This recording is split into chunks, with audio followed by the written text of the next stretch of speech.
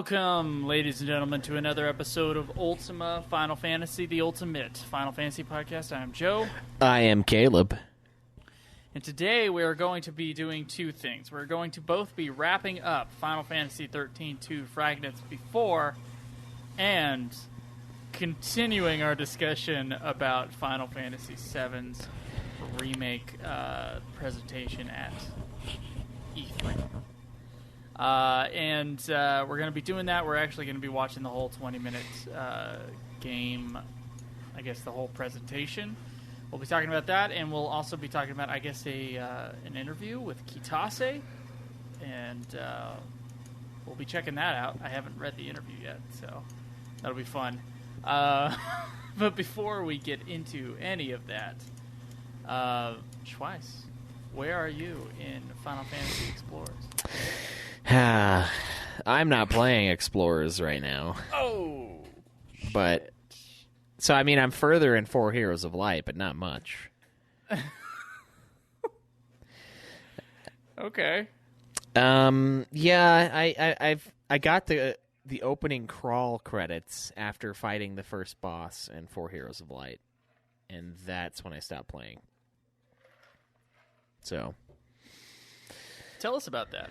Yeah, I just got, I don't know, I just have Nude Clan, and I do this thing where I don't want to focus on more than one game at a time, and I think I did 3 Final Fantasies in a row, so like I kind of shoved everything else aside, and ever since Joe left Nude Clan, we are trying to do as many games, but with fewer people. And it's starting to get a little bit ridiculous. Just kind of tough. And then we also had 2 fucking 30-plus hour RPGs in there, which I like RPGs, I do, but it's a little much of a commitment. So I've just got getting kind of wrecked with time lately.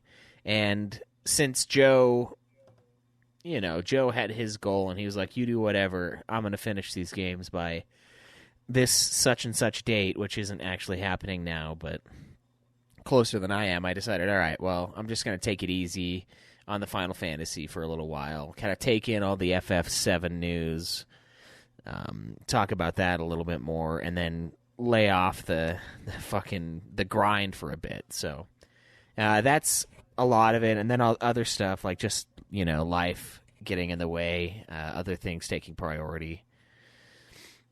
So it's just been a lot of that, but I'm about to drop my headphones. Hold on one second. I will get the game done. So there's no worry about that. It's just a matter of when. Yeah, it took me 72 hours, I think. It's my save time. I bet you'll be around 50. That's what I bet. Yeah, because I think you won't make the same mistake that I did playing that game. But yeah, I'm in Final Fantasy Explorers, and I'm you can go up to like level 9 on the quests, and then the level 10 quests are like a bonus apparently. And I'm in the level 2s, so I'm not that far as like how many main quests you got to get through in Explorers. But I found out while playing the game. So I thought it was multiplayer, and then I was like, how is it multiplayer? And then I figured it out in like the menu that you could do co-op on the thing. And it doesn't have to be local co-op, it could be online. So when I found that out, suddenly the guilt hit me that Schweiss was an entire game behind, like a very long game behind. And I was like, maybe I should just... I had 2 things come up. I had like 2 of my nights that I was going to play Final Fantasy. Like,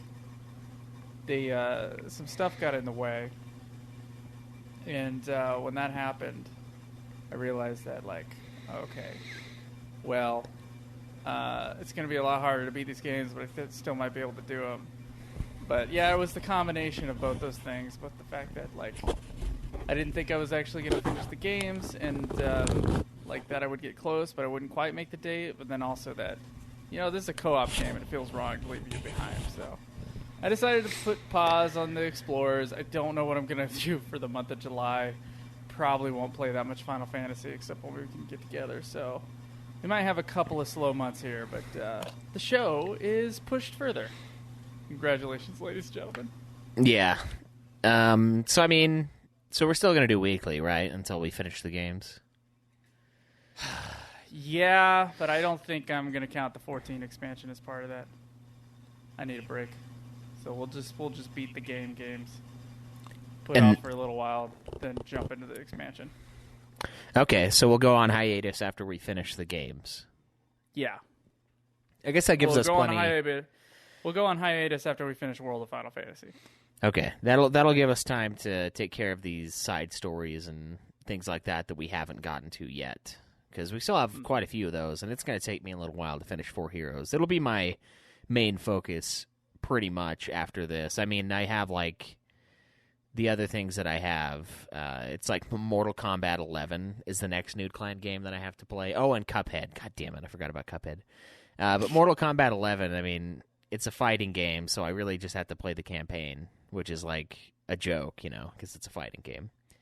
Right. So I don't know. I'll kick my butt into gear, but I'm sorry to all you guys who, like I don't know. No one really wants us to be done, so I guess I'm not sorry. And I guess it's a fuck you to anybody that's mad for us. Like, well, why aren't you done? I'm so sick of hearing your fucking voices like every week. Like, aren't you done talking yet? So I suppose you done talking about Final Fantasy? Yeah. So I suppose this is what you wanted, But yeah, we're gonna do the 10-2 stuff. There's another couple of 13 stories, I believe, to knock out, and God, I'm gonna have to buy Unlimited. I'm just gonna have to buy it. Like, that's just how it's gonna be. And then we'll do the commentaries and do the review for that as well. So, well, guys, there you go. I mean, we said it would be May, and we're sitting here at June 21st, telling you we're another month and a half out. But no worries. And if anyone wants to join us for Explorers, I mean, admittedly, our playtime is going to be almost as fucked up as our time that we're recording, which is 1:19 a.m. Friday, June 21st, Utah Standard Time. And we used to record on Sundays, so this is a 5-day late podcast by those standards because we just don't have any other time to do it. Like, our work schedules have gotten insane, and then the simple 1 hour, just 1 hour of time difference, like, just screws us so often. Like, there's like an hour where we could record, but the podcast is going to be longer than that. So it's like, well, I guess we'll have to do Thursday. I guess so. Thursday into Friday. So I don't want you guys to feel like it's not a priority. It's literally just impossible to get these recorded sometimes. And it's just been insane with the scheduling. And like, Godzilla is like a million times more insane, obviously, but that's also not a weekly show. So, but yeah, I just don't want you guys to feel like we're just fucking we're tapping out or anything like that because of the wonky release schedule. It's exclusively based on the fact that we just have really random times. But next week, it's going to be another really randomly timed episode, but we are going to be doing a really fun little thing at KupoCon, which is totally happening, and we are totally going to love, I hope. Yeah, as long as we don't miss our planes. Yeah. We should be good to go. Yeah, how is that going to work? Are you just going to get a ride to the airport, or are you going to be down here? Like, I haven't actually asked you. I'm coming up there, and I'll be in Utah for like a day. Then I'll get a ride to the airport. I'll figure it out. So you're going to be up north? Either I get it from my parents or I get it from you guys. But yeah, I should probably visit my parents. So, okay. Yeah, I'll probably be up north. Oh, man. So, oh, dude. God, the guy who did Libertas is totally coming. Oh, man, I'm going to have to ask him about the drug addiction thing. Oh, no. The guy who voiced Ignis is going to be there. MJ Gallagher is going to be there, so we can ask him why the fuck he shortchanged us years and years ago. MJ Gallagher is going to be there. Oh, fuck. Yeah. Oh, shit. Oh god, that's an old one. That's an old reference. Right? Oh, That's yeah. like first 5 months of the podcast. MJ Gallagher Spurn. Yeah. That's... So I hope he has a Q&A. It's like, what the fuck is wrong with you? No, I'm just kidding. Ultima comes into KupoCon and combats every guest. Yeah. Mr. Happy. Ultima kicked out of KupoCon. Headline. Yeah. Fuck. Yeah, the headline on Kotaku, maybe. Yeah, I kind of want to make a show that just says, like, or a shirt for us that's like, my Final Fantasy podcast is better than your Final Fantasy podcast. And then just on the other side, it's Ultima Final Fantasy. Maybe I'll, like, order that. Yeah, that'd be fucking sweet. Do it. You're going to have to do a rush order. You got, like, 5 days. I know. Maybe I'll just talk to the people that I should get the bumper stickers from. I haven't recently, obviously, but... Also, speaking of that, we edited the Patreon to kind of avoid any future things that we won't be able to commit to, like episode invites and things like that. But that doesn't mean you guys that have already qualified and already gotten those aren't getting them. It simply just means that we're not going to do it in the future. So we're going to honor everything that we've said we're going to honor up to this point. But it has been edited, so just keep that in mind. For those of you who are interested in supporting the podcast, or just not even necessarily supporting it, just hooking us up for the years of entertainment we've given you. You know, it's whatever you want to do. That's why it's been changed. Yeah, after like 2 months from now, so the operating costs are going to be the same for the next, I think, about 2 months. And then it'll cut down to, I think, about a total of like, it'll be $5 a month on Libsyn. That means it has to make about $6 a month, $6 or $7 a month on Patreon to kind of keep it going per month. So there's a couple new like tiers. Basically, if you support it for $1, you're supporting the show for like to stay on the feed for like 5 days longer. And if you do like $5, then it's basically a month. If you do, you know, like a 1 month donation of like $30, you're keeping it up for 6 months.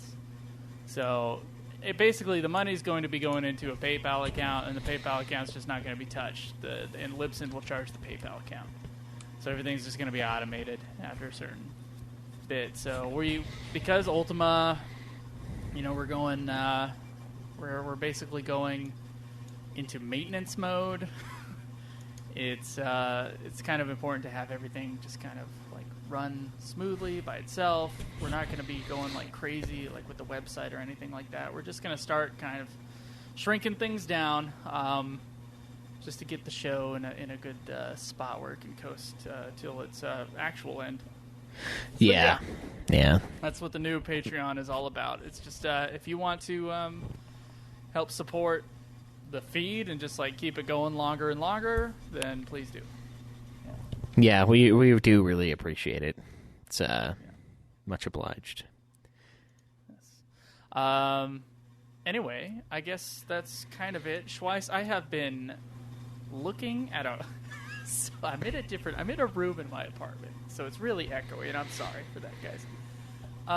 But I see out into the windows and into the streets across from me, and there has been this bobbing motion going on in the window across the street from my fucking apartment, and I have been distracted this entire time by it. And at first I thought it was someone having sex, and I was like, oh, well, let's see what's going on here. And then I was like, no, that doesn't look right. It looks like there's like a white shape on top of a dark shape. The window's straight up open, so if it was people having sex, I would have actually, like, I would have seen something. I think it's a cat. I think it's a cat, like scrubbing its face against something for like 20 minutes. I swear to God, it has just been going. I don't know. The window's too far away for me to figure out like what the fuck is happening. But it is so distracting. I have to actually close this fucking curtain. It's driving me nuts. Just trying to figure out like what it is. I don't like what bobs regularly like stops and bobs again. Maybe it's like a person at his computer, like listening to music, and it's like their shoulders. I don't know what the fuck. I don't know, Schweiss. I can't tell you like just how many calories I just spent Keep going, like, what the fuck is that? Oh, boy. All right. The wonders of new rooms. All right. Okay. So, I guess I didn't pull any news this week. Because I obviously am not a great host of this show. But we will be talking about the Final Fantasy VII stuff at E3. And before we get to that, we'll finish up Final Fantasy 13-2 Fragments Before as one of the last books we had to read for the show. Yeah. Let's talk about that. Let's get into it. All right. Final Fantasy 13-2 Fragments Before, the final part, Part 5. Schweiss. You just listened to this thing via the Scott Spots YouTube channel. I just listened to this thing via the Scott Spots YouTube channel. Everybody listen to this thing on Scott Spots. Everybody listen to this thing for the Scott Spots YouTube channel. And then I looked up Fragments after and was sorely disappointed that I cannot find a book on, quote-unquote, a book on tape of Final Fantasy 13-2 after, Fragments after. And I'm kind of actually infuriated by that fact that we're actually going to have to read. So we have 3 books, either 2 or 3. I guess I didn't check the Lightning one, that we are going to actually have to physically read. Yeah. God. Yeah. I know you can't. I know you can't see it, but I'm gagging right now. This is the end of an era. This is the end of an era right here. I know. Come on, Scott. What the fuck, man? This one was released August 27th, 2016. You've had fucking 3 years, and you didn't do the next one, dude. Come on, man. I've given you views. You know, I'm one of the people who watched this. Yeah, both of us. Yeah, I've watched 23 of these fuckers just on Fragments Before. I'm here for you. And prologue, but yeah. And prologue, yeah. We're here, man. We need you to be here too. Whatever, dude. Okay. Final Fantasy 13-2 Fragments Before Part 5. My notes. Okay, so it starts. This one's actually pretty good, guys. I like this one quite a bit. I don't know how Schweiss feels, but I like this one quite a bit. The world he's basically describing the world, and the person who it is, they don't say until the end of the chapter in the English translation that he's reading from. But it is Noel. And Noel's basically, he's alone in the world, and he's describing the world, and he's thinking about his past. Of course, as most of these short stories have been. They've all been about doing something pretty trivial on the surface of the story, and then they think about things in the past. So the thing that he's thinking about is his old village that he used to live in where everybody was dying. And he's describing the world as vast. The seas, apparently, like his grandma used to talk about the oceans. Not the big lake by them, but the oceans. Apparently they're like insane, and they like wipe people out and make you sick with the air, according to his grandma. And this was all after Cocoon had fell. Yeah. I think his grandma's full of shit, first off. But it sounds like the crystal mist from Cocoon's fall, like being spread across the land, caused this weird fallout to happen. And it's weird. It's almost like a nuclear fallout kind of thing. I mean, I guess you can draw some parallels between that and like a nuclear blast and kind of the fall of that, and then the radiation around that area spreading. Also, by the way, I fucking saw an article the other day that it was like popular bloggers posing in Chernobyl. I'm like, well, goodbye to them. You know, like fucking. There's a reason why people don't go there. You fucking tool. It's because it's still radioactive. There's certain parts they have it like posted throughout the thing. You can still enter it, but there's certain parts where it's like, don't go over here. Don't go. Like they went through the entirety of that big place, and they measured what areas were emitting how much radiation. It's just like it's all over the place, like dotted all over the place. Okay. Also, like I got into a deep dive on Chernobyl last year, and I probably mentioned it on the show last year. but also the HBO show is amazing. So, yes. I'm glad I'm glad everybody's talking about Chernobyl, because that shit is crazy. But yeah, you're kind of right. What his assumption was, or what the memory, I guess, of like the history was, that the factories on Cocoon, I think it was on Cocoon, like whatever waste was coming from Cocoon was like smashed into the oceans and smashed into the planet, and then it was basically poisoning everybody. Yeah. So that's interesting. Yeah, Cocoon fell, and then Noel kind of thinks about death. Death is the scary thing. He doesn't want Grandma to die. He's thinking about his thoughts of death when he was a kid. There's a lot of death in the village. Death doesn't go in order of age, which I actually thought, it's like, oh, man, that's a good, interesting. It's a good thought. But now he's an adult and he's walking a lot. That's where he's at now. Yeah, I just walk.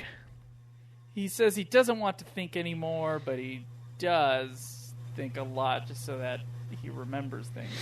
Yeah, so this basically, from what I got to this, or what I got from this, is that 13's universe has the Coco rules for the undead. You know, like they'll remain.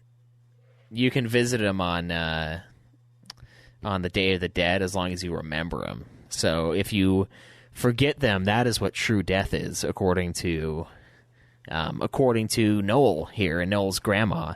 So that is exactly why we need at least $5 a month on Patreon so that our podcast stays alive, or else we truly die. I mean, the Ultima Final Fantasy estate run solely on a $5 contribution from someone well beyond the grave. Yes. I thought that was fun though. That's kind of true, honestly, because I mean, when we die, that's all that really remains is what people thought of us and things we've done. You know. Yeah. Things people can see or remember. And your genetic code a little bit, but yeah, if you reproduce. But yeah, if you reproduce. So yeah, what's interesting about Noel here is that he was like, I just like to walk a lot and not think. This whole thing's about him thinking. Also, is there any time when you don't think more than when you're just like walking and there's nothing else going on? No, I don't think so. That's like prime contemplation mode. If you don't want to think, that's not really a great place to be at. No, yeah, you gotta. What you have to do is listen to a YouTube video on 1.5 times speed and have to concentrate on it, and that's when you can't think. This is, I think, truly when you can't think is when you're watching Hot Ones, the YouTube show, and you're just going through every single episode, and you're just in a rabbit hole, going like, oh, I wonder what this celebrity's like when they eat a lot of hot wings. Is that a thing? It is a thing, and it's immensely entertaining, but it is the least amount of thinking you will ever do. Wow. It's watching Hot Ones. Stamp on that one. That's an observation from me, and I think other people who watch it will agree. The only thing you can think about while watching that show is thinking, oh, I want to see if I can try that really hot sauce and make it through. I bet I could. Yeah. It's like, I bet it's not even that hot. Yeah, I bet it's not even that hot. Or is it? Oh, shit, I should order it from them. Noel kind of like thinks about things. His grandma says, Cocoon falls, kills a bunch of people. People near the oceans were really fucked, I guess. And then instead of working together and like creating agriculture as people, I guess, should have done right after the thing, people fought against each other, and the world was further poisoned, I guess. Yeah. They went real. Slowly dies. They went real post-apocalyptic on this shit. And they instantly were like, well, I guess I'm just going to have to kill my neighbor now and take all of his shit, or else we're going to die. Instead of like banding together. I feel like that's like the last-ditch effort. Is just, okay, everyone else has to die but me. But I guess in this cutthroat world of Final Fantasy 13... 2, or well, 13 1.5, because we're not 2.2 yet. They didn't think that, so they just started hoarding and screwing each other over and being super selfish, and that's how everybody died. Now I always wondered, I was like, because whenever we got the 13 2 parts with Noel back in Noel's village, I'm like, where the fuck is everybody? Like, I don't know, man. Maybe I wasn't paying attention during 13.2, and I was like, his world's just kind of fucked, you know. So it's a pretty good setup, you know. It's just kind of shows the fall of civilization. Like after this huge cataclysm happened, everyone just started hoarding and panicking, and you know, it ended up costing them almost everything. Yeah, and the grandma, I guess, is also the teacher of the village. Talks about how everybody knew it was coming and they didn't prepare, and I was like, huh, interesting. Wonder what they're saying. And then, and they're talking about Cocoon because they knew Cocoon was going to fall eventually. But then Noel decides to be a hunter, and that's when he gets used to death. So there you go. Yeah, they also talked about how in the old days people were almost immortal because of like how advanced the technology was, and people really didn't get sick and stuff like that. So they had like awesome like healthcare and stuff like that, and they were just healthy people before Cocoon fell and its evil crystal dust settled across the land and stomped out life, killed the crops and shit. So I thought this one was a lot better than the last one. Yeah. I don't know. I kind of I just like the world building that these little things do. And it's kind of unfortunate that we have to get a lot of that through these little stories, but I'm glad that we're finally doing it now. We're going back through and getting this world building because it really adds to the overall quality of at least the lore behind the world of 13.2. It doesn't necessarily change how I feel about the game necessarily, which isn't to say I feel negatively, but it just kind of fills in the blanks, you know, because it's like 13 happens, and then 13.2 is like, yeah, just kidding, none of that matters. Well, the crystal fell, or is going to fall. Shit, I can't remember. It's all over the place at 13.2. Yeah. Hey, it turns out, Schweiss, I can hardly remember the plot of 13.2. Yeah. I don't know if I remember it when I was playing it. Just know it was crazy. There's a lot of time travel and shit.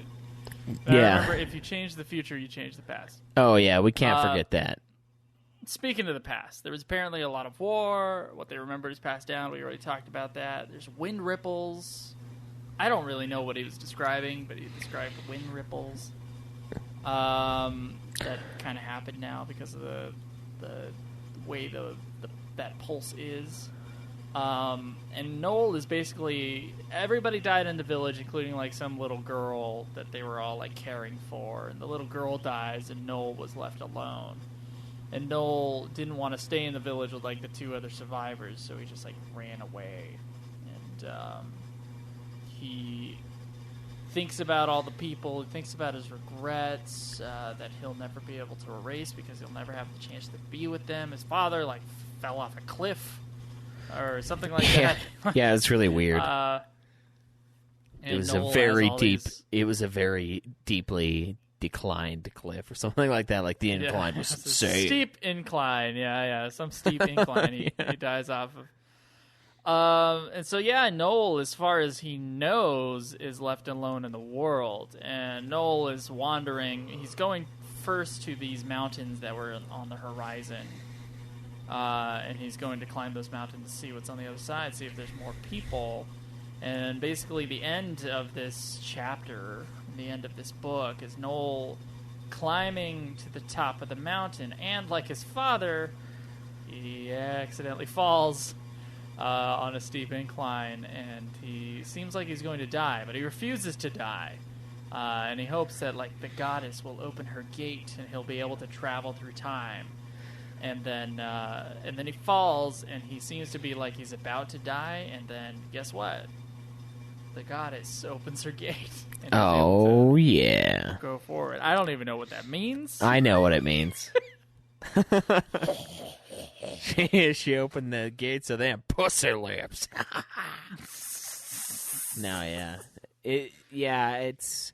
And then he sees the ocean, and the ocean is, like, horrible to behold, apparently. Yeah. Which is... I can't imagine what that looks like. Like, I don't know. It's like Utah Lake or the Great Salt Lake. It just, like, stinks. And You think he sees Flight 237 out there or what? yeah, probably. He's like, holy shit, that's where it went. But yeah, that's Fragments Before, and that's Fragments Before Part 5, and that's the end. Yeah, we did it. We made it. Or it wasn't actually that big, but that novel. We beat it. We beat the novel. We did. What'd you think? I like it. I think it's a good world builder. I think it adds a lot of good lore. It's kind of like 13 is kind of like a nice Samsung Galaxy S8 that you just fucking dropped, and it just kind of like shatters, but it doesn't explode. It just cracks, and there are cracks everywhere, and it just looks like a spider's web, and it looks like shit. These Fragments Before, they're like the putty that they fill in those holes with, and it kind of just like fills in the cracks and gives us a lot of good little nuggets of information. The parts that I don't care about are when it tries to like give backstory to side characters from 13, like the dudes in Nora. Like I just don't care about those guys like at all. Like there's no reason to care about Nora in my mind. It's just I just don't give two shits. So like when they talked about them for a little while, I was like, oh god, the guy with the crazy hair. Like I don't care, man. But I feel like overall it's really good. It's a really good world builder, and it gives us a lot of little insight to what's going on. I kind of feel like this one does what the On the Way to a Smiles did in a lot of ways. Like when they talked about how, the stigma is like, or the, whatever the fuck the stigma is... It kind of like it's kind of like a cancer almost, or like an HIV or an AIDS, where it's not that kills you, it's your depression or your like unwillingness to live that kills you. And little details like that in that one that we praised are present in here as well. And I think it does a really good job of just fleshing out this whole world, because this is a world that we have.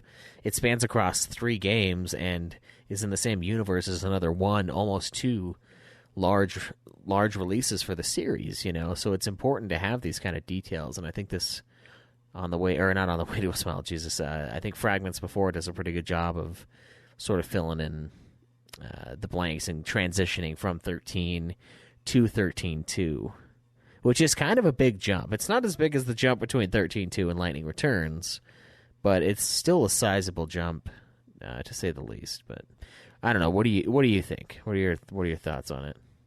I think your thoughts were. I think you summed it up pretty well.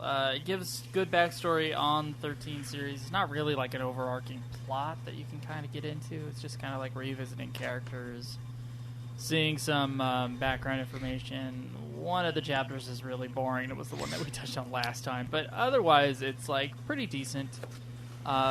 A lot of good world building. Interesting to see. If you're a fan of the 13 series, if you haven't read these already, I think it's probably worth it. We'll see how Final Fantasy 13-2 After is. And Lightning Returns Reminiscence, or whatever it's called. But yeah, I thought it was not too bad.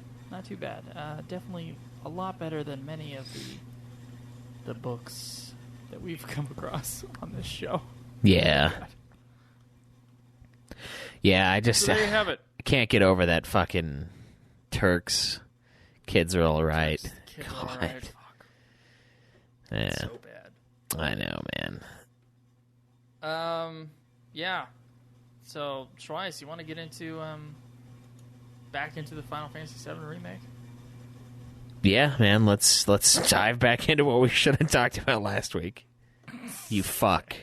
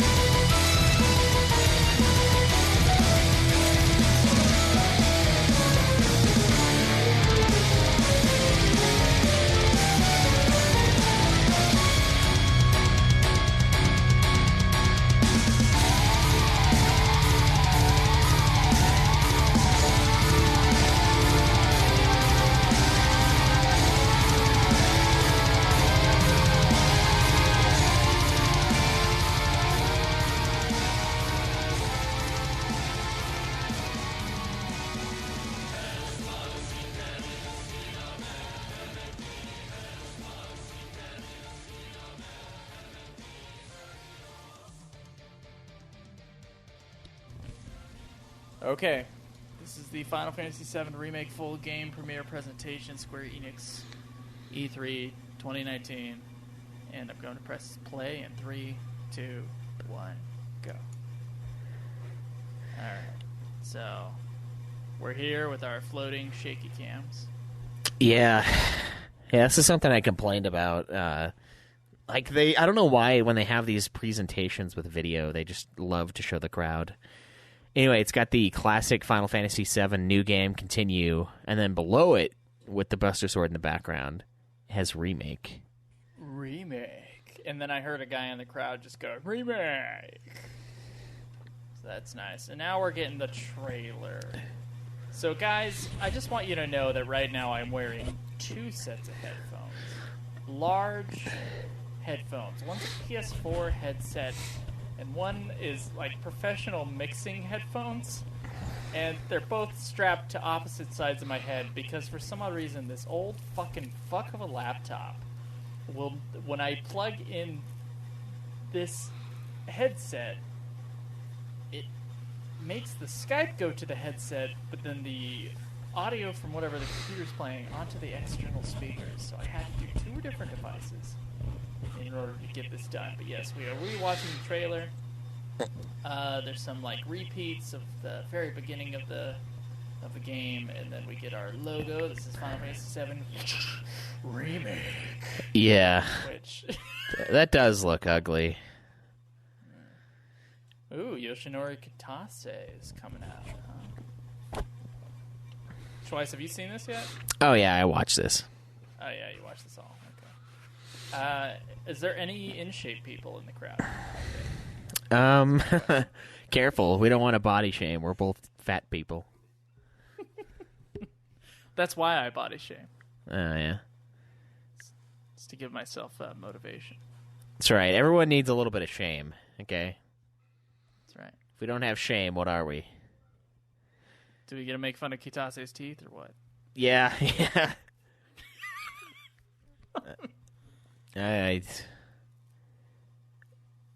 Oh my god. It is totally the fucking lady who did the translation at the 14 event. Is it really? Yeah, she doesn't quite give you like full sentences. Like where she ends a sentence in English, it just never doesn't quite end right. Let's see if she does it again. No, this is all pre-planned, so she might actually know what she's supposed to say. Alright, this is pretty, like, bland presentation bullshit. Yeah. He's basically just thanking everybody for their patience. And, you know, it's... I guess we've been patient. I don't know. I feel like they blew their... I think they announced it a little too early, but I don't know. It is coming out in March, so whatever. So they want to remake Final Fantasy VII has allowed us to deep dive into the world. 2 Blu-ray discs worth of gaming content. So it's 2 Blu-rays worth of gaming content. That doesn't mean it's on 2 Blu-rays. That means it's 2 Blu-rays worth. So I'm so confused. We're gonna get our Blu-ray disc with my $330 one, and it's gonna have the fucking CDRW line, and it's gonna be like a quarter of the way, and it'll be like, hey, what the fuck? There's gonna be a part 2, remake part 2, two. Yeah, and it has. Has that been confirmed? That it's in pieces? Yeah. Yeah, it has. So this Super Collector's Edition is only the first part? Yes. Okay. By the end, I will be like... thousands of dollars and a family poorer. What? What about... You know, it's funny because I told Alex, I'm like, it's like $330. And she's like, geez. She's like, well, I think you should get it. And I'm like, that's not what you should tell me right now. You should tell me, oh, my God.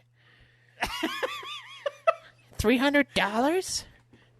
You should be the voice of reason here. Yeah, I need you to be me. What are you doing? So this guy's right. got a Foo Fighters shirt on, so I already don't trust him. What I thought was hilarious about Kitase is that he was wearing a V-neck. He was wearing a V-neck white T-shirt with a white undershirt underneath the suit coat. It's a nice day for a white V-neck. It's a nice day for a white jacket on top. But like the bright light, unfortunately, just shined that there was a crew neck undershirt underneath the white V-neck. Yeah. Poor so man. are you seeing this that's going on though? The ATV battle bar fills up, and then you get to go slow mo. And then it's Enter the Matrix for a little while. Yeah. Yeah. Or Max Payne, I guess, is the other one that does that. Yeah. It's beautiful slow motion action. Did 15 have slow motion action when you were like choosing potions, or was that like a separate thing and then it? No, it was a separate thing and then it cut away, right? Yeah, it didn't have slow mo. It's pretty sweet. I mean, and I think this is what I was talking about, where it's like a good hybrid between action and. Well, we'll see if it's ATB. a good one. It is a hybrid. It seems hybrid. good. It seems cool. Seems like it could be pretty good. I agree. Yeah. Hey, he's at the bottom of the stairs in Midgar. Yeah. Giant stairway. I wonder if it's going to be as big in this one. What do you think? Oh, fuck yeah. So here's where it kind of mimics FF10. You see where Barrett's attacking shit from up above. He's got his own moveset. You can switch between people, which is something I kind of wish we had in 15. That was one of my big gripes, is like, we have 4 people here, and all we get is... the other ones. Yeah, all we get is Noctis. Like, we get him in the DLCs, but, you know... Well, 13 was the same way. You were basically playing one of the party members. Yeah, that's true. Yeah. That's true. I don't know. I mean, with 13, though, you could change which character you had as the leader. It's true. It's true. It's kind of 15 was like, this is the one guy's story. God damn it. Yeah. No one else's. Yeah, 15's like, it's all about Keanu Reeves. All right. It's all about Keanu Reeves. I don't like Keanu Reeves is blown up recently, and yeah, John Wick 3 was amazing. Don't get me wrong, but I feel like I've been talking about Keanu Reeves for years, and Keanu Reeves also been a giant star for years, and people are acting like it's a surprise. Like he just like popped out of nowhere. I don't know. Yeah. His publicist is doing a really good job right now. Oh, yeah. Yeah. So you can choose how to play the game? Like there's multiple modes? Is that what she's saying? Yeah, essentially. You can alter a couple of the things, yeah. Okay. Like hack and slash and stuff like that versus a more ATB-esque system? Yeah. Like the way they were saying it looked like it was just both, but maybe it's one or the other. I don't know. You double crossing. Oh boy. Yeah. God, I love... I love the fucking super, super awesome sounding Barrett. Him saying what in the hell I thought was a little weak. I think that he needs to say shit. He doesn't need to say hell. Yeah. I know he can't say fuck in this game, but you can say shit, right? Yeah, I'd rather hear what the shit than what in the hell? Weak. Yeah, here's some more Barrett action, though. He's sniping the thing on the... And they did go full... They went pretty much full Barrett. That's good to see. Okay. Oh, yeah. Straight up. This looks a lot like... Okay, so it's like a mix between 15 and 13. Yeah, it really is. Like, it has the really cool stuff from both. And that's why I'm excited to play it. Changes and retcons aside, like, I think it looks like it's going to be fun. Yeah. But... all the numbers flying all over the place. Looks like there's a stagger system. Obviously, this guy's got some like crazy armor. The switching between characters is obviously unique. but it does seem like, yeah. And then him like flying around and shit, or not flying around, like jumping around. That's really 15-esque. Yeah, it's kind of a mix between the two of them. Yeah. And the stagger, like... I actually really love the stagger system in 13. I think it's genius. So I'm really glad they're bringing that back for this. I think you like. I think 13 had the best battle system in the series. So yeah, whatever they take from 13. Yeah, and here we go. The beast is staggered now. I guess the robot, not the beast. So we're getting some more of that. Do you think they'll pull like a 15 Deadeyes fight, and like this will be the only cool-looking fight? There'll be like one of 3 epic hunts, and then the rest is just trash. Yeah. Think they'll do that? I mean, this one will probably be more epic than a lot of the others. I think they're probably going to show us like one of the really good ones. This is where it becomes like a weird action game from like the late 2000s. Like you're just cover based. That's FF14-ish. I mean, they're covering, right? And yeah. 14's gameplay. It's like the culmination of the last like fucking 3 Final Fantasy games, series games, and 7. And 7, yeah. It's like the skin. It's like a fucking. It's like Hannibal Lecter.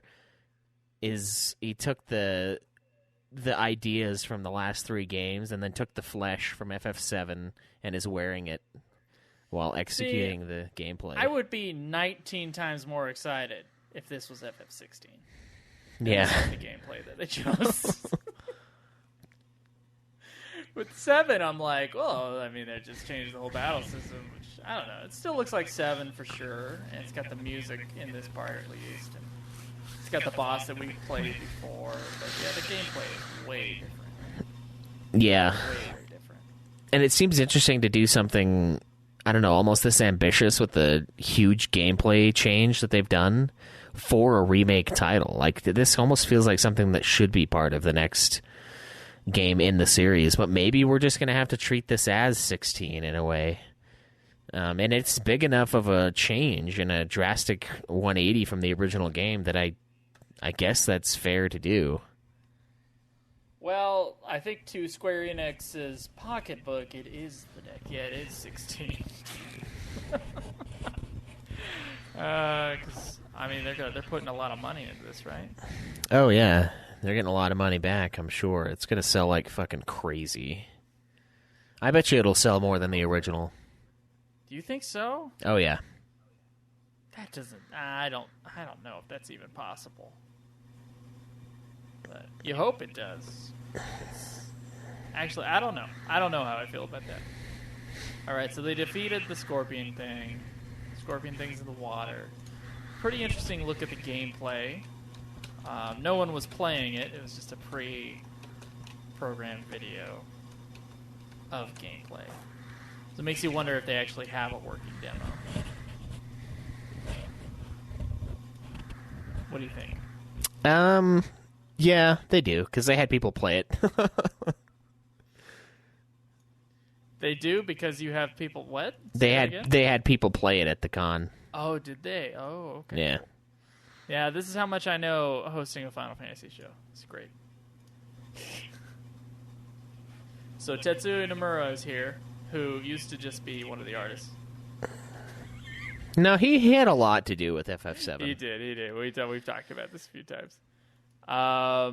He was the character designer, and he was a big part of writing of the plot of the game. He also directed Advent Children. But if you remember, Kitase was the one who actually directed the original. Right. and 8. And was the co-director of 6. So it's nice to see Kitase up there. It makes me feel better about the project. Yeah. Because Nomura, I don't know. I guess everybody else is on the Nomura train. Well, maybe not after Kingdom Hearts 3's. Was it a disappointment? I heard a lot of people disappointed in that game. Depends on who you ask. Yeah. I mean, what do you think? What shirt do you think he's wearing? What did it say? Felix? Just see ELI. Yelly? What if it's a Metallica shirt? Except for it's just Melica? Melica.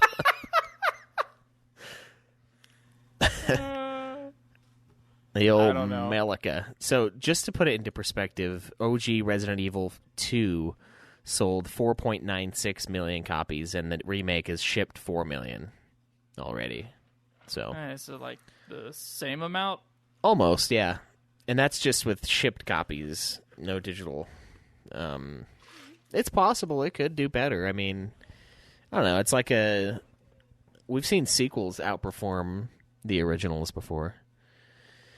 And it's because you'll have a game where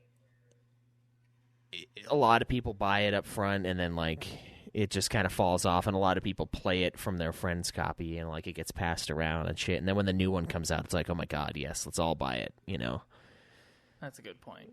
Or if it's any PSP game, it was bought by 2 people, and then they fucking sold it, or they like hacked it, and it lets the 70 million fucking PSP owners just play it for free instead.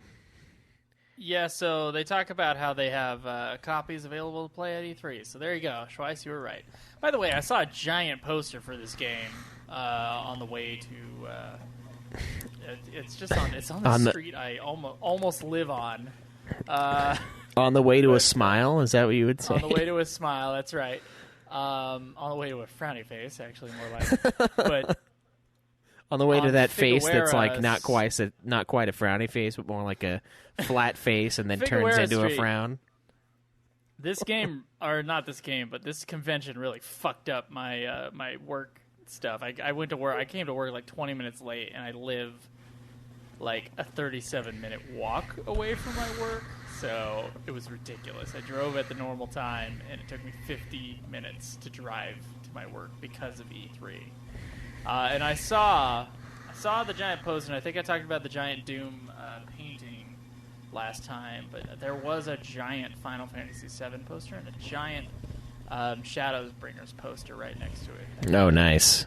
At the LA Convention Center, and it's huge. It's like a 6-story tall poster. It's crazy.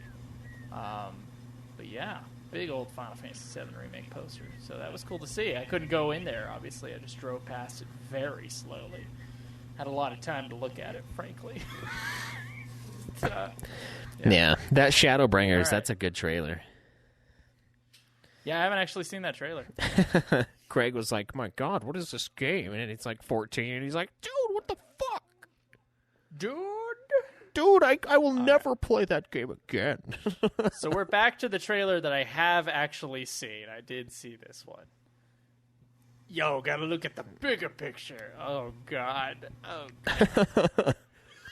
Oh, no. Well, Eris looks great. What do you mean, Cloud, you people? Cloud looks great. Barrett, his size is a little toned down, I think, from the last one. And Tifa, her size is also a little toned down to double D's, down to just huge tits. I kind of want to whip my dick out when I see this Tifa. Are you serious right now? Yeah, I mean, and I never wanted to do that before because, I mean, you guys might have Popeye fantasies, but I just don't. I usually laugh when I see her huge tits in the original game, like. The part of the airship where she falls back, and I'm like, oh my god, the fucking physics are amazing. Yeah, they're like, amazingly unrealistic. Yeah, it's like she almost knocked herself out with those fucking things. Like, that's like a concussion waiting to happen, man. You got to keep that in check. I think Tifa looks great, though. God. And she looks like she might be the most fun to play. Although there are only 2 buttons, like, as far as I can tell. There's physical, a lot of punching and stuff. Okay. Yeah, I could see your assessment on that.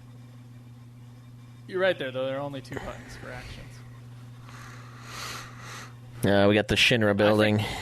You know what? I like this. I said it last time, looking at it still, and now I'm here live looking at the video. I think this is the best version of Tifa.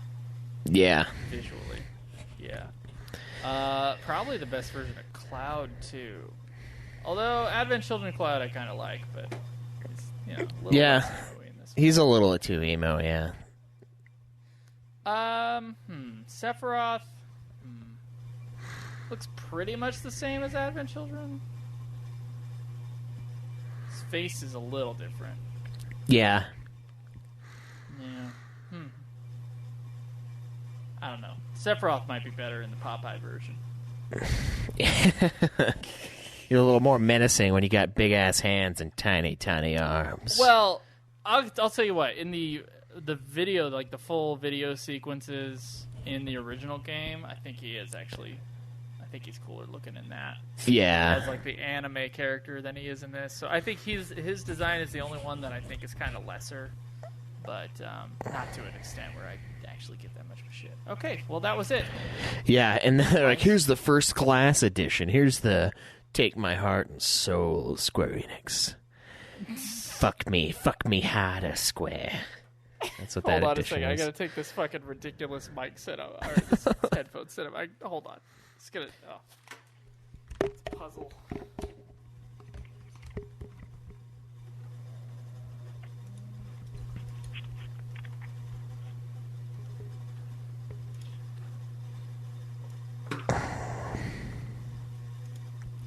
Alright. Can you hear me? Yeah. Okay, good. Oh. Alright. So, Schweiss, still kind of feel the same about the 7 Remake as I did before. The gameplay, though, I feel better about than how you were describing it to me. It looks pretty cool. Yeah. It looks pretty cool. Yeah. I like that it, like you said, it's like a weird hybrid of, well, I guess like I said, it's like the last 3 games. So yeah, I much prefer what I say over what you say, but yeah, I feel like it really resonates with me. You know what I mean? My favorite thing is when someone gets starts shitting on me on Twitter or on you about something that I said. Sometimes it's something that you said, and like I'm the one who's getting shit on. And like, okay, so every time Schweiss says something dumb, they assume it's me talking. Are our voices that similar? I really don't think so. And that's why it's always been surprising to me. And I was like, yeah, I'm pretty sure I said that. And usually it's not dumb. It's usually just like something that like really, really bothered them. And I feel like it's because they get this idea that like one of the two of us is their poster boy. And if they heard something bullshit, they're like, "Oh, that must have been that fucking Joe, always pulling my fucking the wrong strings, you know, he's fucking with me." And it's like, no, we're not your friends, people. No, it's like we're gonna have things that we both dislike or like that you guys don't. I mean, we're just fucking 2 dudes, man. We're just 2 dudes. Two dudes doing a podcast, bro. That's right, yeah. Just 2 bros. Just 2 god-tier Final Fantasy players, bro. But, yeah, I do love that, though. We get that. That's happened actually a ton of times. Yeah. Like a ridiculous amount of times. You know what I'm looking for, Schweiss? On Twitter is the thing where one of us was asking what your thoughts were on the FF7 thing. And then we only got 1 question last time. And then, like, after we recorded, like, there were, like, 16 more questions on there. So I'm looking for that fucking link. Yeah. I'll pull it up. Okay. In my own time, of course. Shit. What the fuck is it? God, that fucking Twitter thing I signed up for. Such a mistake. I was just curious. I wanted to see it on the back end. I didn't want it to, like, tweet publicly. Like, oh, let's jerk this guy off for liking one of my links and jerk this guy off for liking one of my links. And we're going to jerk this guy off for liking one of my links. You want to explain what the fuck you were talking about? It's like some, like, analytics thing that's from another entity from Twitter, and I signed up for it because I was like, oh, it'd be cool to see, like, a deep dive into, like, what happened with my Twitter for the week, and then I just like highlight shit and thanked Joe and Nude Clan Podcast for being our biggest fans. And I'm like, so I'm my biggest fan? And then I was like, yeah, probably. I'm probably my biggest fan. Oh my my god, where the fuck is it? All right, that's it. This is the Joe looks for shit on the internet episode.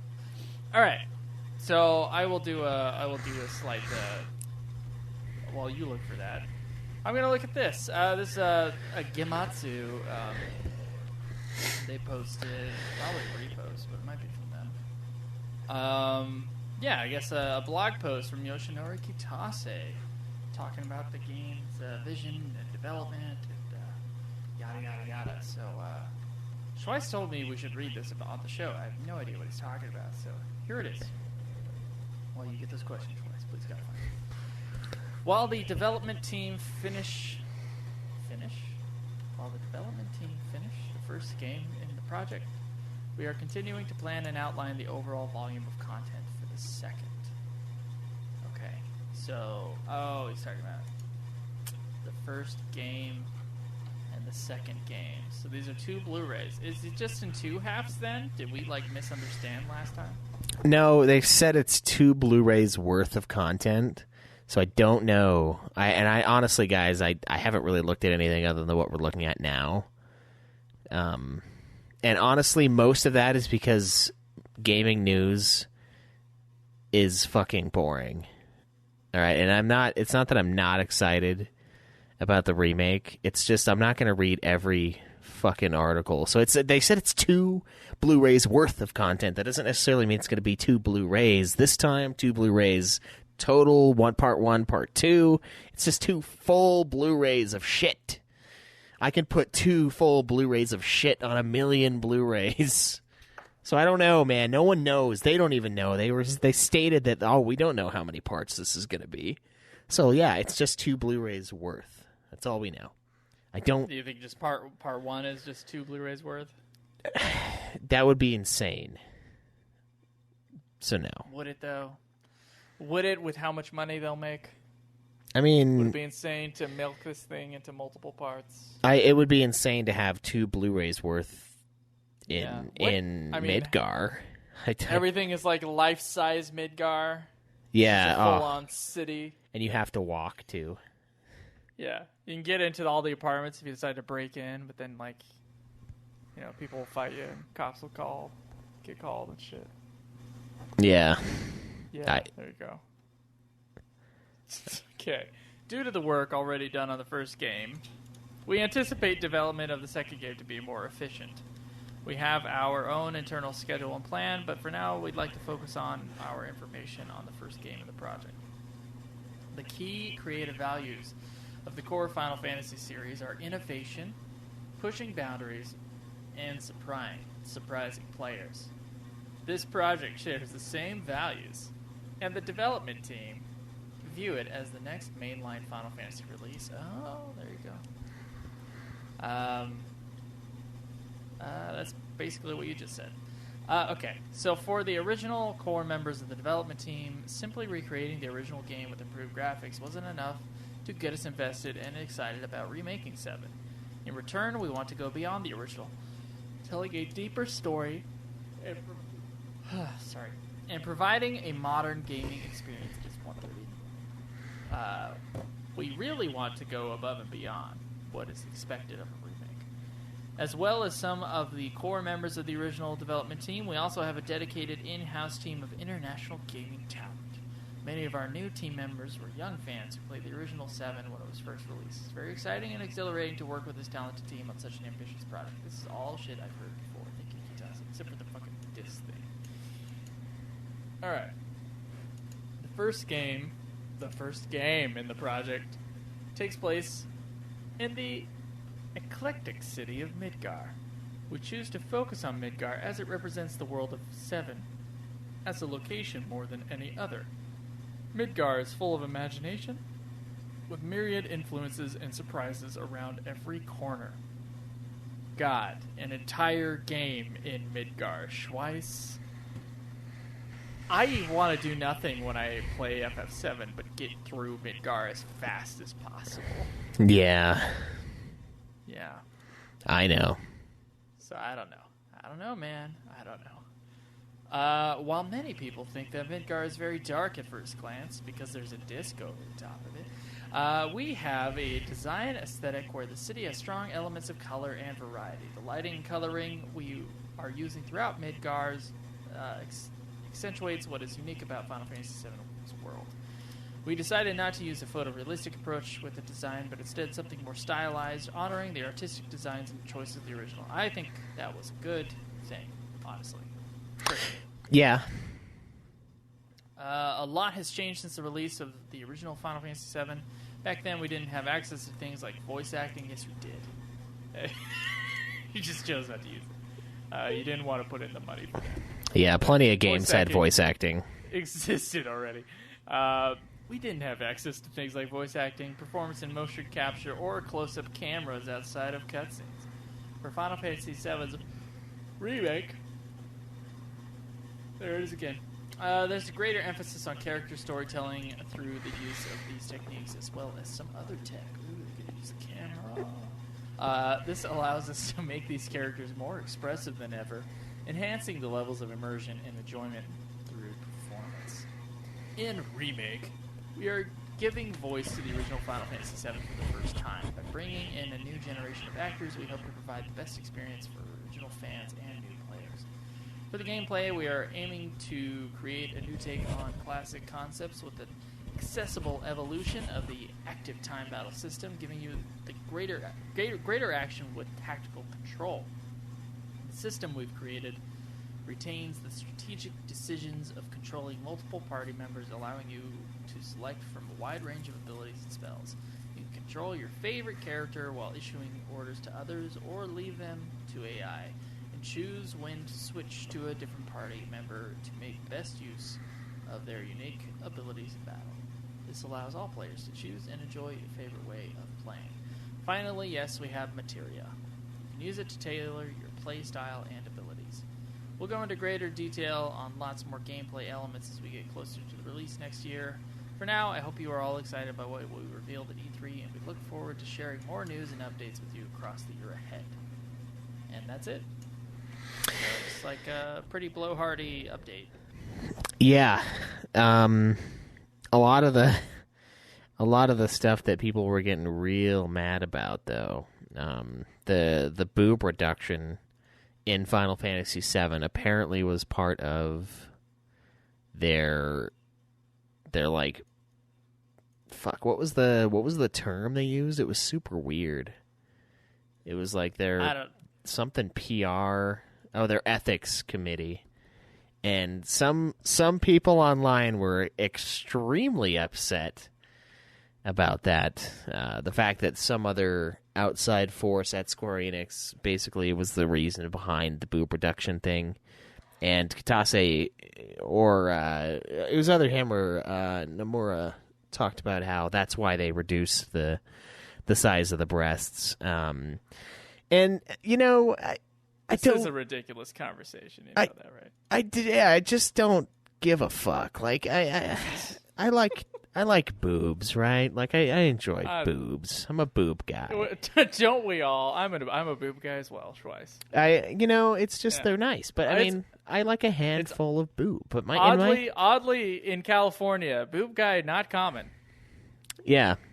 Not common. A lot of guys are ass guys. I think Utah's a boob place, right? Yeah, on Pornhub, Utah was the furthest south boob state. Okay, there we go. So we're a boob state. That's just how we were raised. I come from a boob state. I was raised on the tit. So, like, I've got decent... Florida's an ass state, so you were raised in an ass state. Yeah. Born, but not raised. I'm looking, and it's like, I've got decently sized hands, I think. And so, like, a handful is kind of a lot of boob, right? I think there's more. I think Tifa still, at this point, has more than a handful. Oh, she does. Oh, they're big, guys. They're not small. And, here's what I think happened. I think their team of people came up, and they were like, hey, we think the tits are a little bit too big. Like, we know this is your passion project. We know this is your big deal. Like, are you cool if we reduce them a little bit just because it's kind of ridiculous? And then, you know what I imagine Nomura doing? He's like, yeah, no, that's fine. they're like, "Oh, really? Like, is that okay? You're fine with that?" He's like, "Yeah, no, I don't give a shit about the big titties. Like, this isn't a hill I'm going to die on today. Yeah." He's like, "No, it's fine. It will make me look really shitty. It's like the you know, people who are going to backlash against the boo production. Yeah, God. It's like, I don't think he gives a shit about the boobs. Like, it's not that big of a deal. The game's not about Tifa's tits. Admittedly, the game is, to me, about Cloud finally coming around to Tifa and accepting Tifa in the end, and that's how I've always viewed it, and I know they're not going to do that with the remake, because they're going to make it Advent Children-y, where he's like, oh, Aerith. You know, and he's going to go back to that, which is, it's fine. It's not the ending that I saw in my last playthrough of FF7, but that's the ending we're going to get. And it's never been about Tifa's tits. Like, they were egregious to begin with. I mean, it's like Dog the Bounty Hunter's fucking girlfriend. Like, they're ridiculous. So to be upset at the fact that they reduced them because of, like, any department or anything, anyone or multiple people coming together and saying, hey, we should make her tits a little smaller. Like, I feel like that's a crazy thing to get mad about. Like, I don't know. It seems a little bit much for me, and I honestly don't think he gives a shit. I really don't. I think Kitase or Nomura, either or, they would come to him and say, hey, we should probably do this. And they'd be like, oh, yeah, that's fine. Yeah, we can do that right away. Like, not a big deal. And then that's it. That's the conversation. I'm almost positive that's the conversation. I bet it was like they hadn't even like made a Tifa model yet. And then they just made her with probably small just like tits. They were like, yeah, a little smaller. Okay, we're good. Yeah.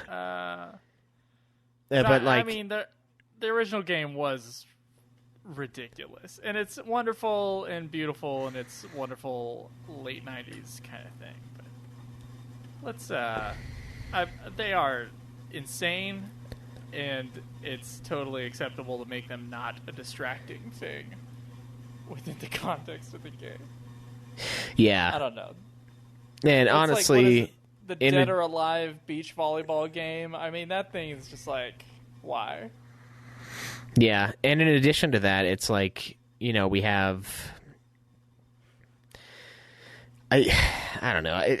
The focus just really shouldn't be on that, and it's just a weird thing for the internet to explode and get mad about. Because there are plenty of games with like big titty bitches it's basically what the internet calls them. Plenty of JRPGs that do that, and Final Fantasy is not really about being all the other JRPGs. It's never really been about being trendy. They're kind of the Nintendo, where they want to make the trends. They want to make the game seem like a Final Fantasy and not seem like, oh, it's just another JRPG with some lifeless husk of a female character with giant tits. Like, if that's what you want, then there's 100 other games out there for you. And also, it might be for and one of the things was like, it just isn't appropriate for now. And that's kind of one of the things that makes me hopeful for the remake, because one of the big things that we had against the remake initially, at least I did, was Final Fantasy VII came out in 1997. The world is a completely different place now than it was in 1997, and I like the fact that they're doing something like this, even though I think it's a stupid thing to do one way or the other, to reduce it or to not reduce it, to get mad at the fact that they reduced it or get mad if they didn't reduce it. Like, I don't care about that. But the fact that they're thinking, oh, maybe it's not appropriate for the time now, and they also thought that about the cross-dressing part, which will be in the game, but they're like, we toned it down, we changed it a little bit because it would have been really awkward if we would have left it like exactly the same. And like, that is giving the game its own identity in 2020 when it comes out, which is good. It shouldn't be a 97 game anymore. It should be a game that came out in 2020. It's not that we should necessarily be able to date it. It's just that the original one is extremely dateable. You know, that thing came out in the 90s. That's the reason it's the one people want it to be remade, is because like, it's a great game, but it looks like Popeye. It aged like shit. Yeah. It aged like milk that was like the day before the Best By date when you fucking bought it. Like, that's what the original 7 aged like. And that's why, you're right, that's one of the big reasons why everyone wants the remake. And everybody loves it. Because it's a great game, of course. And it revolutionized JRPGs for the next 20-plus years, and that's where we are now. But I like that they're doing things like that. That makes me confident that, and them saying this is the next full Final Fantasy release makes me confident that this game isn't as much of a cash grab as I thought maybe it would be, even though it's totally a cash grab. But I like that they're approaching it as like a new entity, and they're approaching it as a game that's coming out in 2020 instead of a game that's coming out in 1997. So that's kind of where I'm at with that shit, personally. I think she's still smoking hot, and I think obviously her boobs are still huge. So I don't see what the problem is. Honestly, if no one had pointed it out to me, I would have never thought about it. Yeah. Yeah. I guess, yeah. I don't really... Like, because weren't her boobs a little reduced in Advent Children as well, just to make her proportions a little bit more realistic? Yeah, they were way reduced in Advent Children. So, I mean, this is kind of like an in-between design between Advent Children and the original game, so... Yeah. I don't know. I think she looks great, man. I don't know. I think she looks great. Doesn't really bug me.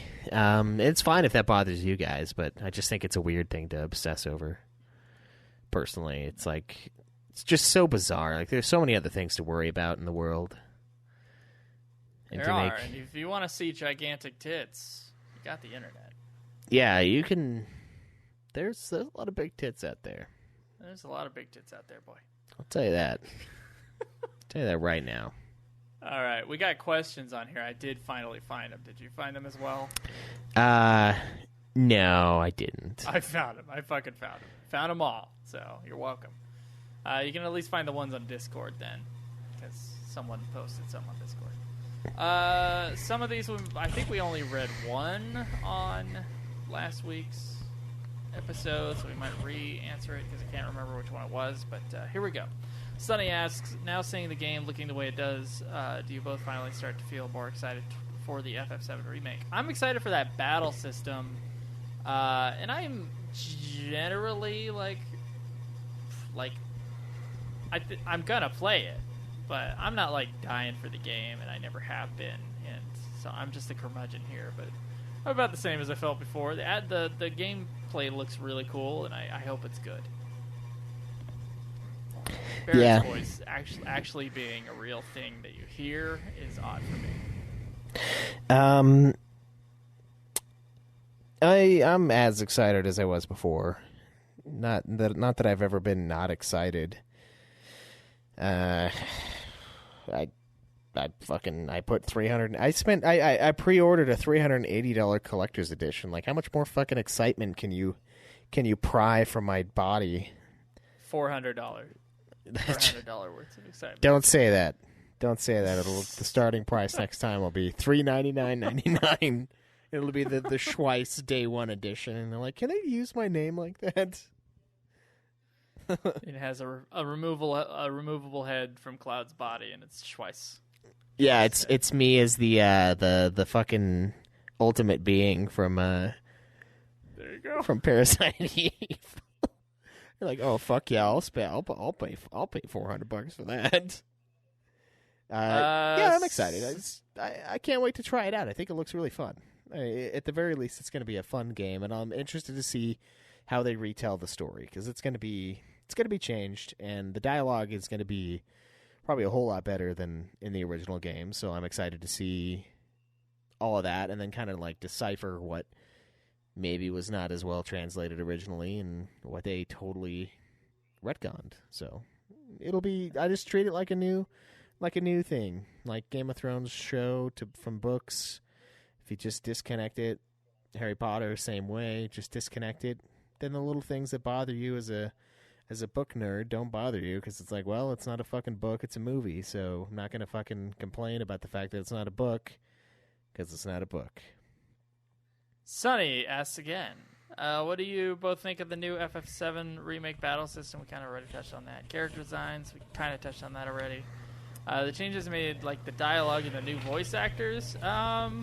Most of the voice actors are pretty good. I mean, if I say they're good, that means I didn't notice them. One I noticed was Barrett, because he's still over the top.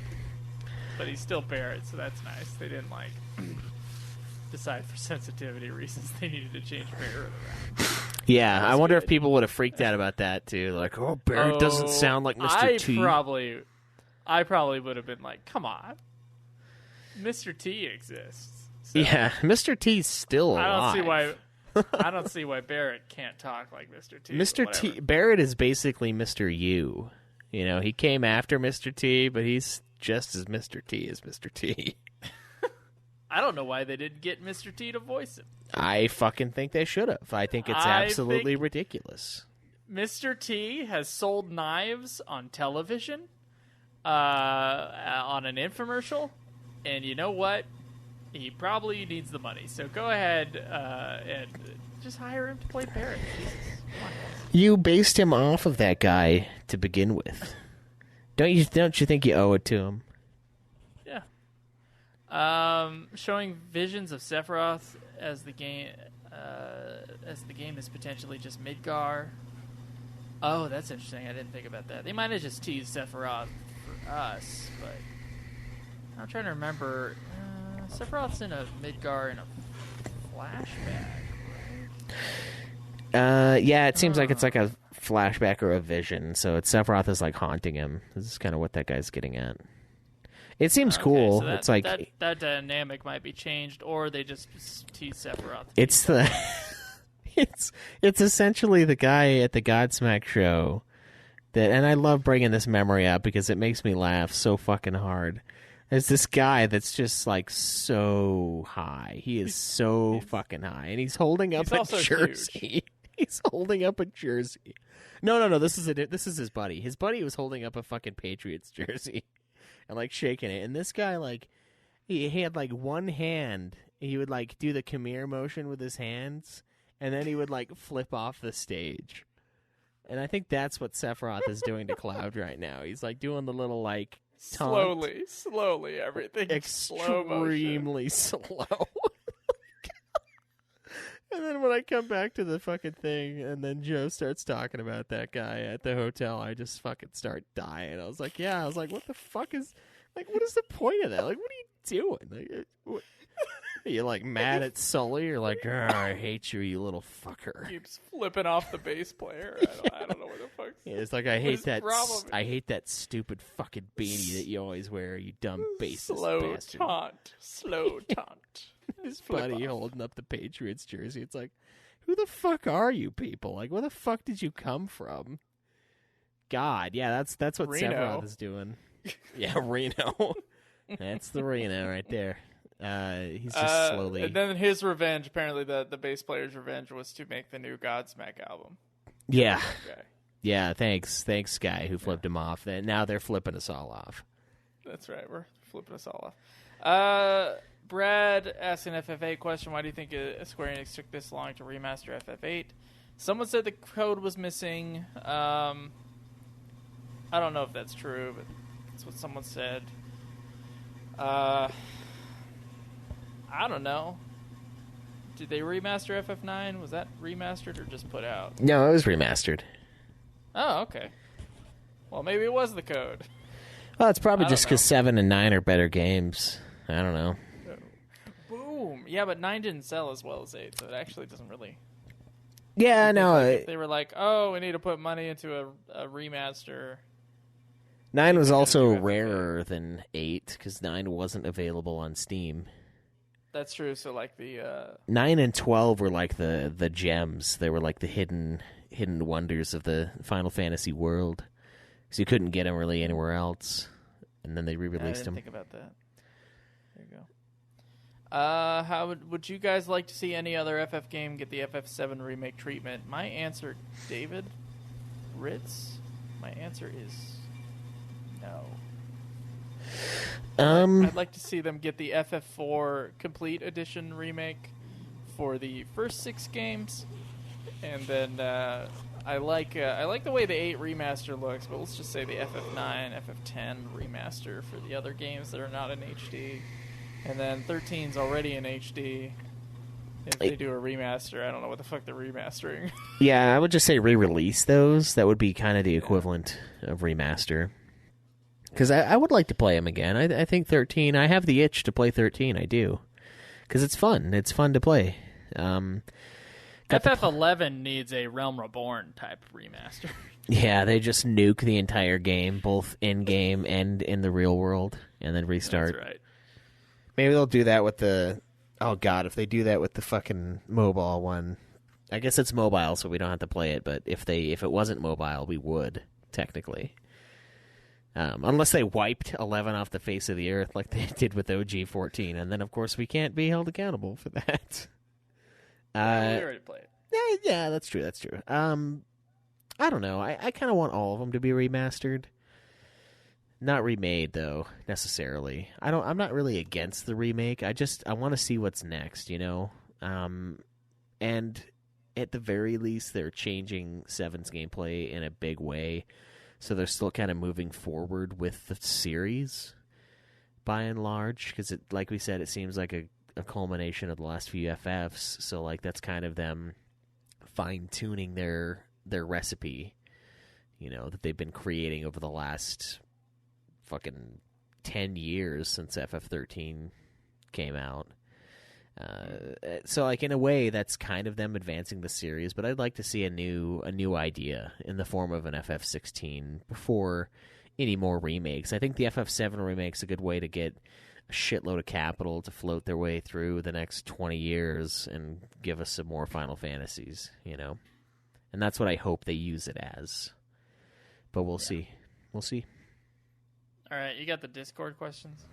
Yeah. Matunica says, what's your impressions of Tifa's boob reductions and becoming very Asian? Love it. Yeah. Is she more Asian than before? I don't know. Nah, I don't really think so. I think she's about the same amount of Asian. Yeah. Huh. Because I heard one of them was more Asian, one of them was more white, and I'm like, I don't know which is which. I don't know. They're both anime? Yeah, they're both make believe, so she looks good though. Yeah, I think she looks great. Fuck it. What's your thoughts on the bullet time ATB system? Looks really fun. Could be cool. Yeah, I'm excited to play it more than anything. Yeah. Remaking like the story and stuff like that. I don't know. I kind of like the original, but the gameplay might be that's something that the remake could definitely like improve on. Oh yeah. I like the old system, but I'd like to see. Obviously, they're like melding the newer Final Fantasies. Right. The old one's a good system, but like it's kind of a standard system. So I'm excited to see what they change about that. If FF7 Remake is in 2 parts and the first part is Midgar, are you concerned the second part will have been rushed? Isn't the first half of Final Fantasy VII Midgar anyway? Yeah. Yeah, kind of. It feels that way. Jesus. That's such a long part of the game.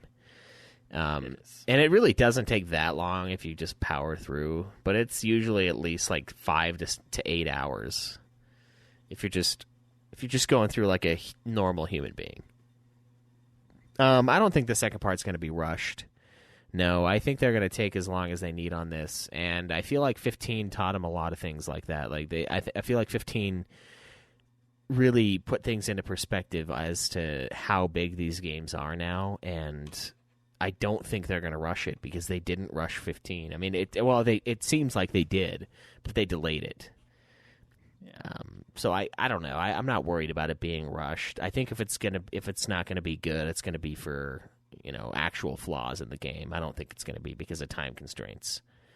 Personally, I think they want it to be released, but I don't think they're going to sacrifice everything to, you know, and risk fucking it up. What do you think? With Secret of Mana 3 finally coming to the West in the Mana Collection, is it now on the list? The answer is yes. Yeah. I'm not concerned about the second half being rushed. They said 2 Blu-rays. That makes me think it's going to be 2 parts, but then I also heard they don't know how many parts it's going to be in, so they just contradict themselves. So I don't really have I don't know. I have no idea how it's going to go about. But the first half of the game being the first game just being Midgar, Honestly, that seems like too much. That feels like there should be more of the game. Yeah, it's like I'm paying $380 for Midgar. Just to be stuck in Midgar? And a fucking motorcycle. That's like the first and a part toy? of like, all I do is they did a remake of FF8, like the first 40 hours of the game you were just in Milan Garden. Oh no. I would kill myself. No, dude, the first 40 hours is the train mission. It just goes up to the train mission. Just fuck it. The train mission is the peak, the it's end. It's all in real time. It's an 8-hour... 8-hour train ride. God, dude, I hate that fucking train. I hate that part of that fucking game, dude. It's like the hour-long tutorial, and it's like, this was so easy. Like, why the fuck did you spend so long telling me exactly what I needed to do? And, like, you could just figure it out. Like, if it was in Japanese, you could figure it out. This train piece goes here, and there's, like, no, like, skip this fucking dialogue, please, God. Yeah, and it's like, God, did the guy who wrote this, did he used to be a train conductor, and he's, like, really, really into trains? He's like, no. There's like, a lot of trains in Japan. There's a lot of train shit when you watch their media. Like, there's a whole lot of train. That's true. A whole lot of train. They love their train. Got a whole lot of train. Yeah. Got a whole lot of train. Chugga, chugga, chugga, chugga, chugga, chugga, chugga.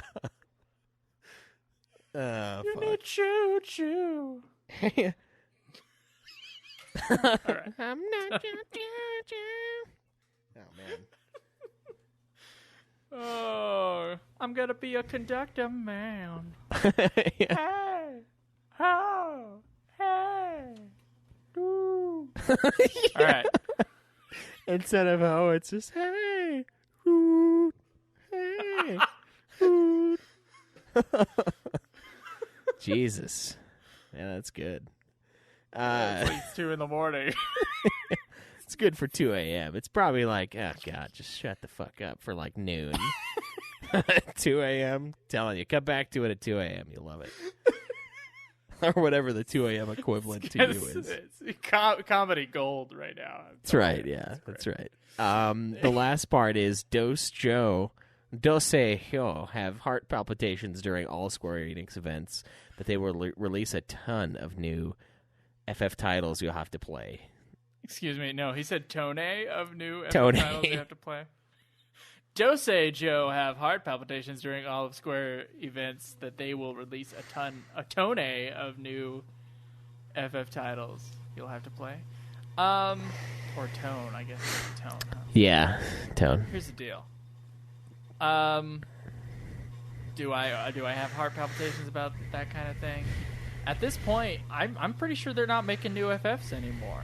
I would actually get excited about a new FF. To me, they're just re-releases and remakes. Yeah, it is kind of sad. I mean, we, as much as like the world of Final Fantasies, we were like, it seems kind of cheap. You know, I feel like that era is kind of over, and it's going to be a while between the FF games from now on. And I mean, if they were, it's now the library era. Yeah, exactly. Go back and pull from the library, which I want, and I want like regular releases on each console, but I don't want that to be the big story. Yeah, I don't want them to have a remake of one of them and then re-release everything each time. Because I'm only going to buy it one more time. Like, I'm not going to keep buying the games.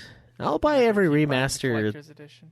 I'll buy those, but I'll buy every remaster they put out until I've already bought that remaster, and then I'm done. Unless it's like PS6 and it's not compatible with the old ass PS4 remaster or something. The answer is you're gonna keep on buying. Probably, yeah, but I would rather not. I would rather buy something new. So yeah, it's kind of sad that we're not getting those anymore, because throughout this entire podcast, we've had quite a few FF games released, and the years before it, quite a few with like the Crystal Chronicles and the Tactics spin-off series and stuff. Just having games flying out of there, especially the fucking Crystal Chronicle games. Glad they're not doing those, obviously, but it is kind of sad, you know, where the news is the remake we knew was coming, and then the remaster that we knew was coming. Hey, So the conversation continues in the Discord chat. None of them are questions here, so I guess that was the last question. But someone brought up Cindy, and why did the department not flag that? Why did the sensitivity department, whatever it was, not flag Cindy? Maybe they put it in place because of Cindy. I don't know. Yeah, I mean, that's honestly the reason why I bought 15, though. Yeah. Yeah, they're losing sales. Busty girl in a tiny jacket. Busty girl in a tiny jacket. Yeah, that's basically why we all bought it. I want a girl in a short shorts and a small jacket.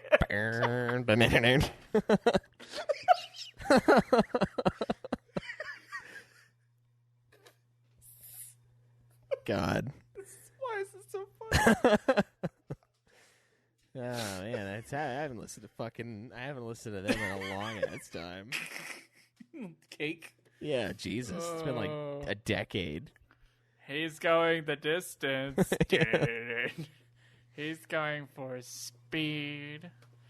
Oh, man. All right, well, that's pretty much all I got, Schweiss. You got anything else? No, I'm excited to see what else we get from it. We're both going to play it, whether or not we, are as excited as you guys are. But, I guess we'll have to see if they have anything on PlayStation's E3 equivalent, because they didn't do E3 this year. They want to try their own thing out, so maybe we'll have a little bit more there. I don't know. Is this one going to be exclusive? I can't remember. FF7 Remake? Yeah. I only care about the PlayStation, so I didn't look. Let me look. I think it's on Xbox One, right?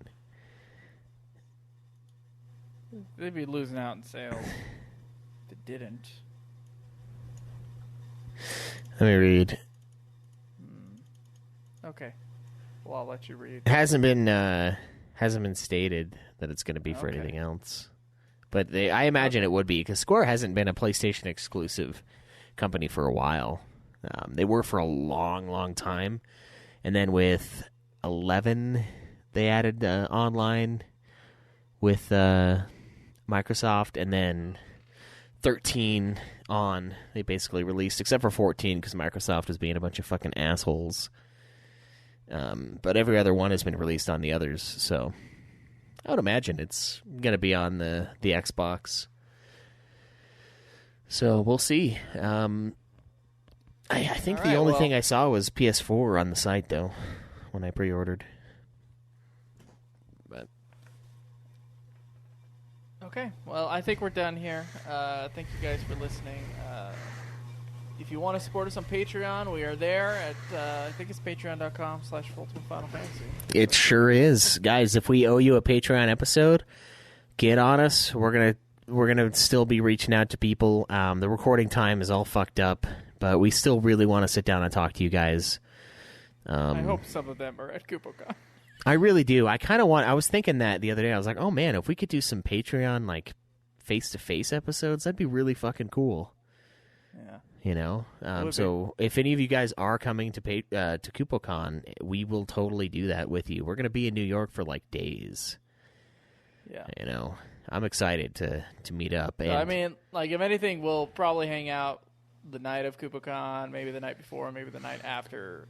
We'll also be, like, hanging around New York, so if you want to come sightseeing with us, yeah, just gotta pay your own way, but we'll be going. Yeah, so. You gotta pay your own way. I just felt like we needed one more song reference in this episode of Ultima Final Fantasy, the ultimate throwback cover song, Final Fantasy remake of. Fuck. Oh, speaking of throwback cover songs, Dave Mustaine has throat cancer. Fuck. Yeah. Yeah, he's got to get on that shit. Yeah, he needs to produce that last song before he dies. Yeah. Yeah, apparently his guitar is not staying in tune, so he's got to go fucking fix first. Oh. He's got one guitar left, apparently. Ibanez Geo. Oh, wow, that's a real bass guitar for such a metal god. Yeah, Base. Yeah, it's a real bass guitar. Yeah, bass. Yeah. So he'll get on that soon, I'm sure. But yeah, we're done. I'm at Joseph DeGolia on Twitter. At UFF Podcast for me. And check out our other shows. I'm recording Godzilla tomorrow, so a new episode of the Godzilla podcast will be up soon. Nude Clan, a video game podcast spin-off of this show. Been going for years. Really great. A lot of fun. Awesome. Yeah. I listen to every episode. I love it. I've been on every episode. I love it, too. We've got For a Few Chickens More, a song of Schweiss and Hiatuses. Schweiss and Johnson, a Game of Thrones podcast. If you were into Game of Thrones before Season 8, and, well, after or during, we covered all of those, except for, like, Season 5 halfway through and on. We're going to come back and do those, but it's a great companion to rewatching the show and getting the lore that the show doesn't give you, but the books do.